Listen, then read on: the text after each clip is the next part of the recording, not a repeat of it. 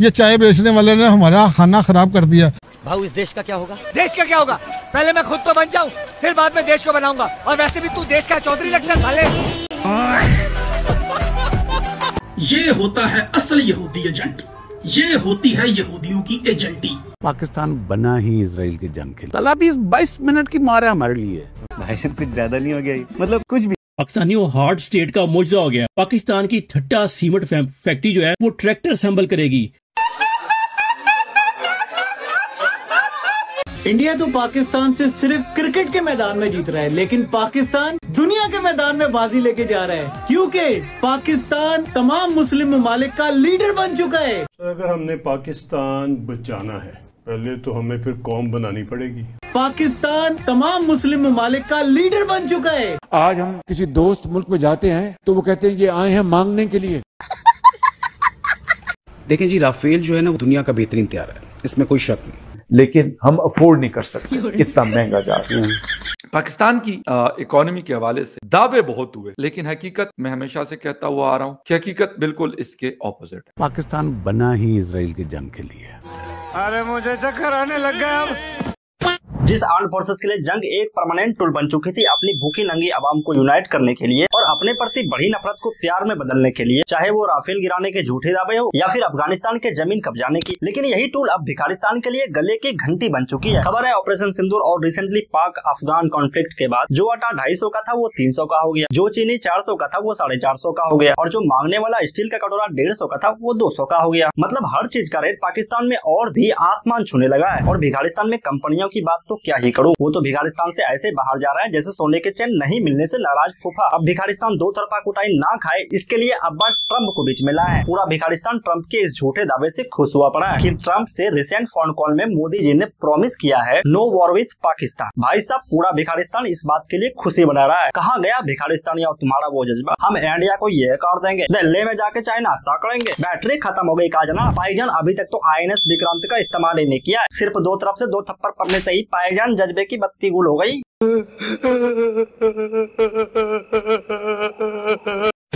पाकिस्तान की इकोनॉमी के हवाले से दावे बहुत हुए, लेकिन हकीकत मैं हमेशा से कहता हुआ आ रहा हूँ कि हकीकत बिल्कुल इसके ऑपोजिट है। गुज़िश्ता 4 सालों से हम मुख्तलिफ बातें सुनते हुए आ रहे हैं।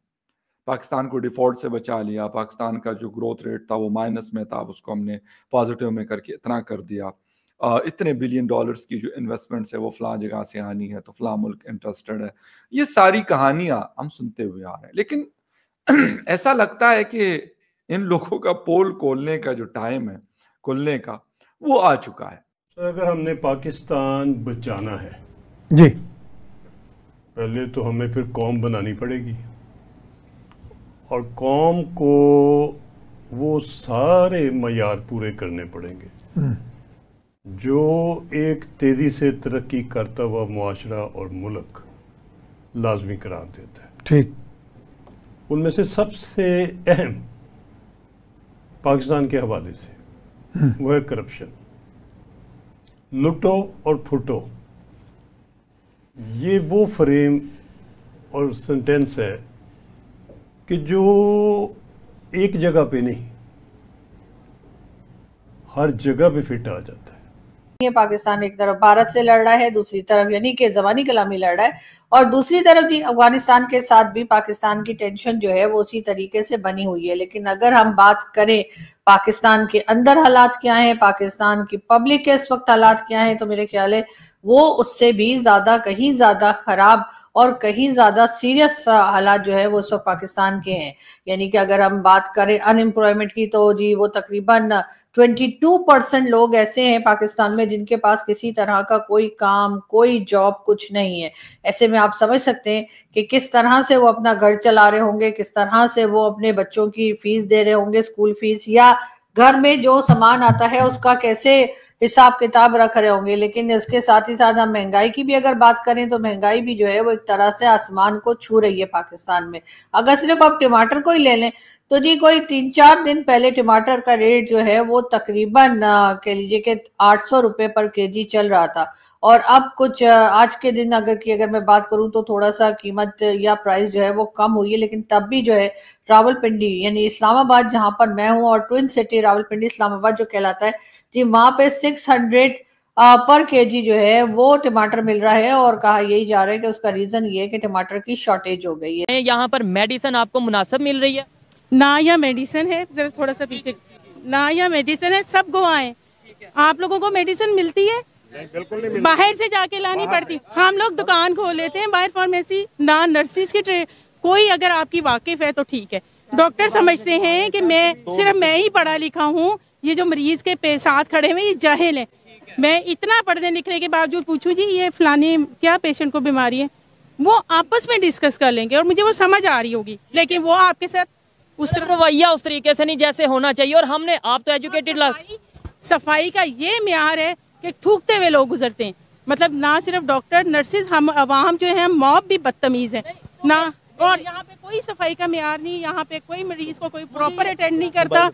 यहाँ पे सिर्फ और सिर्फ ये है कि अगर आपकी अप्रोच है आपको बहुत अच्छा पूछा जाएगा। बताएं कि कैसे बेहतरी आ सकती है। ठीक है, हमने गवर्नमेंट को भी ब्लेम कर देते हैं। एक मिनट, किसी गवर्नमेंट को आपका जो बजट है वो बजट बढ़ाएं, हेल्थ का बजट बढ़ाएं। जहाँ जो डॉक्टर बेचारे 24 घंटे ड्यूटी कर रहे हैं उनको आप 30,000 देने पे राजी हैं सिर्फ। इर्द-गिर्द कभी अफगानिस्तान से हमारा पट्टा चल रहा होता है, कभी इंडिया से चल रहा होता है, कभी कभी ईरान से भी बीच में छोटा मोटा आ जाता है।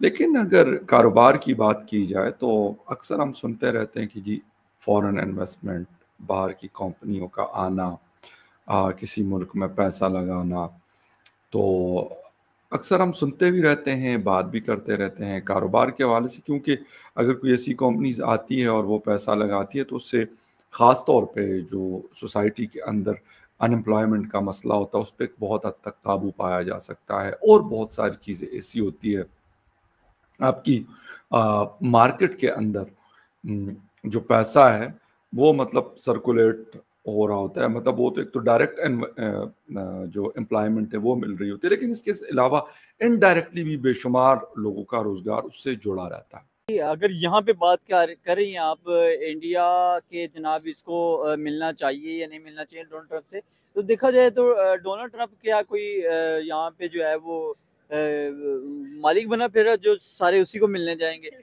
तो मैं तो नहीं यहाँ पे चाहूंगा कि ठीक है, ये मोदी का जो है ना एक अपना स्टांस है और अच्छा स्टांस है भाई। क्या ये ट्रंप कल कुछ परसों कुछ आज कुछ, ये अजीब सा सिनेरियो है मेरे ख्याल में, मुझे नहीं इसकी समझ आ रही। और भाई पाकिस्तान के साथ तो ऐसे वो अपने जो है कुर्बतें बना रहा है, जैसे बचपन में वो लंगोटी होते हैं, एक ही लंगोटी में वो जनाब सारे घूमते फिरते रहते हैं। लेकिन वो यहाँ पे मोदी की बात करे, भाई मोदी कैसे इन चीज़ों को बर्दाश्त नहीं कर सकता कि भाई तुम तो कल कुछ और होते हो, आज कुछ और हो, कभी हम पे टैरिफ लगाते हो, कभी दुनिया पे टैरिफ लगाते हो, कभी कुछ करते हो, तो कहीं पे भी उसकी कोई समझ नहीं आ रही। ये होता है असल यहूदी एजेंट, ये होती है यहूदियों की एजेंटी। शहबाज शरीफ की न्यूयॉर्क में अमेरिकी यहूदी कांग्रेस के सरबराह से मुलाकात हुई है और ये मुकम्मल तौर पे खुफिया मुलाकात थी। इस पर किसी किस्म की कोई प्रेस रिलीज इन्होंने जारी नहीं की। और आप देखें कि इस पे किसी चाबी वाले ने, किसी जमाती ने, किसी मजहबी जमात के रहनुमा ने इस पे सवाल तक नहीं उठाया। किसी ने ये नहीं कहा कि शहबाज शरीफ एक यहूदियों का एजेंट है। आप जरा इनकी मुनाफिकत का लेवल चेक करें। इमरान खान को ये यहूदियों का एजेंट कह देते हैं इस बुनियाद पे कि उसने यहूदियों के खानदान में शादी की। हालांकि जमाइमा ने इस्लाम कबूल करने के बाद इमरान खान से शादी की और बाद में जब उसे सियासी इंतकाम का निशाना बनाया गया तो वो प्रेशर बर्दाश्त नहीं कर सकी, तो उसने इमरान खान से तलाक ले ली। पाकिस्तान बना ही इजराइल के जंग के लिए। तलाबी 22 मिनट की मार है हमारे लिए। वाह, ये तो इजराइल था, ये हो जाना। ये जिस दिन हमें आका सल्लल्लाहु अलैहि वसल्लम का हुक्म आना है तो उसके 22 मिनट बाद दुनिया लिखेगी इजराइल था। यार रिलेशन, मेरी बात सुने, दुनिया में आप जानते हैं कि 2 ब्लॉक हैं, एक रशियन ब्लॉक है, एक अमेरिकन ब्लॉक है। वो रशियन ब्लॉक के हैं और हम अमेरिकन ब्लॉक में हमारा अभी यहाँ शामिल हुए हैं। अभी हमारा इंटरेस्ट जहाँ पे अमेरिका के साथ है, तो हम क्यों ना उनकी सपोर्ट करें, क्यों ना उनकी माने, क्यों ना वो पॉलिसीज हम यहाँ पे लेके आए जो हमारी जो ब्लॉक है उसको ज़रूरत है, उसकी बुनियादी ज़रूरत है। अब ये जो है इंडिया, अब उसका जो ब्लॉक है वो भी जो जैसे गाइड कर रहा है, क्योंकि उसकी नीड है ना। देखिए अच्छा, क्या समझते हैं, अगर आपने कहा कि हम अमेरिकन ब्लॉक के अंदर है, ठीक है, क्या इससे हमारे हमसाये मुल्क जो है उनके ऊपर कोई फ़र्क पड़ सकता है? अगर देखा जाए तो चाइना, अमेरिका की चाइना के साथ लगती है, तो क्या चाइना हमसे दूर हो सकता है? सेकंड देखा जाए अफगानिस्तान बड़ा अमेरिका से लगती है, ईरान की बड़ी लगती है, हमारे जितने भी हमसाये हैं इनकी तो मतलब अमेरिका के साथ मुखालफबाजी, तो क्या फिर पाकिस्तान पे कोई इफेक्ट इसका हो सकता है? क्योंकि देखा जाए हम चाइना को बड़ा अच्छा दोस्त समझते हैं। मेरी बात सुने, पाकिस्तान की जो फॉरेन पॉलिसी है ना, पाकिस्तान की फॉरेन पॉलिसी ये चीज़ें देख के फिर आगे चलती है, राइट। डोनाल्ड ट्रंप साहब ने फोन कॉल की थी पीएम मोदी को, यानी कि दिवाली मुबारकबाद के लिए, लेकिन साथ ही उन्होंने ये भी कहा, जो बताया जा रहा है अब कहाँ तक सही है इसके बारे में तो खैर पीएम मोदी ही बता सकते हैं, जिसपे उन्होंने अभी तक स्टेटमेंट दिया नहीं है, लेकिन कहा यह जा रहा है कि ट्रंप ने जी कह दिया नो वॉर विद पाकिस्तान, और डोनाल्ड ट्रंप ने जो है वो Indian prime minister Narendra Modi से बात करते हुए ये कहा है कि जी पाकिस्तान के साथ कोई वॉर नहीं होनी चाहिए। साथ ही साथ ये भी कहा जा रहा है कि डोनाल्ड ट्रंप साहब ने जो है जब पीएम मोदी से बात की है तो उन्होंने उनसे फिर कहा है कि जी आप रशिया से ऑयल नहीं ले सकते, और उसके ऊपर भी पीएम मोदी का कोई स्टेटमेंट अभी नहीं आया है कि उन्होंने ट्रंप को क्या जवाब दिया। लेकिन हाँ, भारत की अपोजिशन की अगर हम बात करें तो राहुल गांधी जो कि पाकिस्तान के बड़े फेवरेट हैं, और अक्सर ही हमारे चाहे टीवी चैनल्स हों, चाहे हमारे पैनलिस्ट हों जो इंडियन टीवी पे जाते हैं, चाहे वो लोग हों जो पाकिस्तानी टीवी पर बात कर रहे होते हैं, वो अगर अक्सर याद करते हैं या किसी की तारीफ करते हैं या कहते हैं कि वाह जी वाह क्या बात की है, क्या लीडर है, तो जी उसमें वो नाम लेते हैं राहुल गांधी जी का। जो पाकिस्तान के जॉइंट चीफ ऑफ स्टाफ हैं जनरल साहिर शमशाद मिर्जा, वो एक जगह स्पीच कर रहे थे या टॉक कर रहे थे और बात कर रहे थे, उसके ऊपर उन्होंने भारत के ऊपर एक बड़ा ही जालिमाना किस्म का हमला किया, और उन्होंने ये कहा है, उन्होंने तनकीद की है, जनरल साहिर ने तनकीद की, क्रिटिसाइज किया इंडिया को, और उन्होंने ये कहा कि जो इंडियन मिलिट्री है वो पॉलिटिसाइज हो गई है, और जो पॉलिटी है वो मिलिटराइज हो गई है। तो बस मेरा तो दिल कर रहा है कि मैं यहीं पर रुक जाऊं और मैं कहूं कि ये इतना कहना ही काफी है, इसके ऊपर हम तज्जिया क्या करें। वो कहते हैं कि मेरे कत्ल के बाद उसने जफा से तौबा, हाय उस जूद पशेमा का पशेमा होना। Look who is talking. Sir की कह रहे हो तुसी? मैं तो बेहोश होते होते बची, यकीन माने आप। मैंने कहा ये कौन कह रहा है और क्या कह रहा है? Military politicise, oh my goodness. यानी आप ये देखें कि भारत की मिलिट्री जो है वो भी पोलिटिसाइज हो गई। ये कहते हैं ना, अगर भी, सर अगर आप भी का एक छोटा सा लफ्ज जोड़ देते साथ, आप कहते भारत की मिलिट्री भी पोलिटिसाइज हो गई, यानी हम तो थे ही।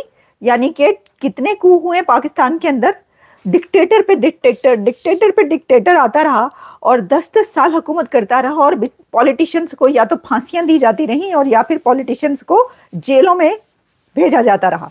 ये चाय बेचने वाले ने हमारा खाना खराब कर दिया। लेकिन सर अपनी इकोनॉमी आगे बढ़ाने के लिए, ट्रेड बढ़ाने के लिए आगे तो लोग तो ट्रेड का दामन छोड़ते ही नहीं। अब देखिए इंडिया और चाइना की आपस में कितनी लड़ाई थी, लेकिन ट्रेड उनकी आज तक नहीं रुकी। मैं वही बता रहा हूँ ना, इंडिया ने अफगानिस्तान के साथ कौन सी ट्रेड करनी है? उनका तो बॉर्डर ही कोई नहीं लगता। वो फ्रूट्स की ट्रेड, जो चीज़ भी वहाँ पे लेके जाएगा, अफगानिस्तान लेके जाएगा इंडिया, या इंडिया अफगानिस्तान लेके आए, वो तो 4 गुना उसकी प्राइस बढ़ जाएगी। वो तो आवाम खरीद ही नहीं सकेगी। वो तो पहले पाकिस्तान रास्ता दे देता था ना कि ये खुराक के ज़रिए असला भेज देते थे अफगानिस्तान वालों को, नाजायज़ चीज़ें भेज देते थे, और अफगानिस्तान वाले इन्हें हेरोइन भेज देते थे। क्या समझे? उनका तो बॉर्डर ही कोई नहीं लगता, इसलिए तो इंडिया वालों को तकलीफ है पाकिस्तान से। तो उनका जो एक एंकर है ना, बड़ा एंकर है, हाँ एंकर है, उसने कहा कि अफगानिस्तान की गोद में बैठने से बेहतर है था कि इंडिया, एंकर था उसका नाम मैं भूल गया हूँ, वो कहता है इनको मुंह लगाने से बेहतर था कि पाकिस्तान के जाके पाँव पकड़ के माफ़ी मांग लेते। तो हम भी का ये कहना है, हम वहाँ पर डेवलपमेंटल प्रोजेक्ट्स करेंगे, ह्यूमैनिटेरियन बेसिस पर उनको एड करेंगे, उनका इंफ्रास्ट्रक्चर जो है वो बिल्ड करेंगे, उनकी मदद करेंगे, ताकि हमारे बायलैटरल टाइज जो है वो मजबूत हो अफगानिस्तान के साथ। वो ये बोलना चाह रहे हैं। तो अगर आप आज देखें तो जो टॉप के जो 5 इकोनॉमीज हैं उसमें से 3 तो एशियन ही है ना, इंडिया, चाइना और जापान है। अगर 10 में चले जाएं तो उसमें इंडोनेशिया भी आ जाती है और साउथ कोरिया भी आ जाती है, Taiwan. So the exciting economically जो एक्साइटिंग रीजन है और तकरीबन 40% से ज़्यादा जीडीपी है वो एशिया है।